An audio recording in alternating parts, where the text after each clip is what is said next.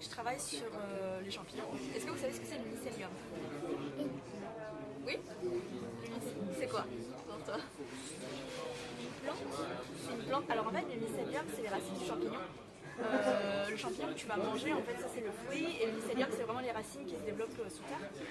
Et c'est des petits filaments blancs en fait. Et ça, normalement, quand tu cultives, quand il y a ça dans les forêts et tout, et quand tu le cultives, tu obtiens les champignons que tu manges. Mais on peut aussi cultiver le mycélium pour obtenir un matériau. Donc par exemple, ça, c'est une brique qui est faite à partir de mycélium. Donc tout ce qui est blanc, c'est les racines du champignon, si tu veux toucher. Tu trouves qu'elle est comment la brique? Légère. Légère. En fait, le mycélium, ça peut avoir, enfin quand on l'utilise en tant que matériau, ça peut avoir de grandes propriétés. Donc vous voyez que c'est très léger, ça résiste au choc, à la pression, ça résiste au feu, ça résiste à l'eau, ça flotte, c'est isolant aussi, enfin, ça a vraiment plein de propriétés.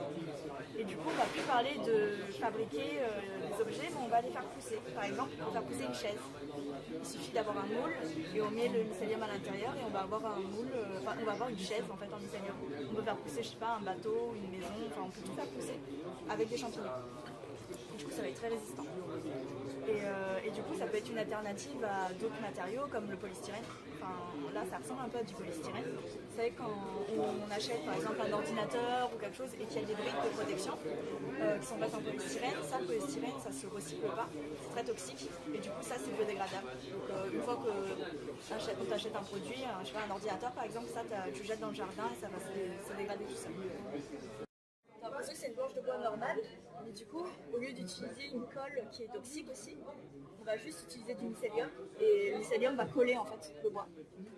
Et du coup, on va obtenir une planche qui est aussi résistante qu'une planche normale qui est collée. Donc voilà, moi je travaille dessus, il y a plein d'autres projets. Du coup, on utilise des organismes vivants pour pouvoir créer des matériaux, trouver des nouvelles alternatives à des problèmes. Ça, c'est des petits ça et ça. C'est des déchets agricoles. Il suffit de récupérer des déchets je sais pas, des déchets organiques. Voilà, des déchets organiques, et du coup, on essaie de plus dessus et va le lier. On mélange entre la section bio et la section drone. Et donc, du coup, on va faire un drone en champignon. Donc, c'est très léger, ça résiste au choc. Là, en fait, c'est des essais qu'on est en train de faire. Par exemple, il suffit de le faire pousser dans un moule comme ça. Et on peut obtenir un drone en champignon. Voilà, donc c'est vraiment, on fait pousser des objets.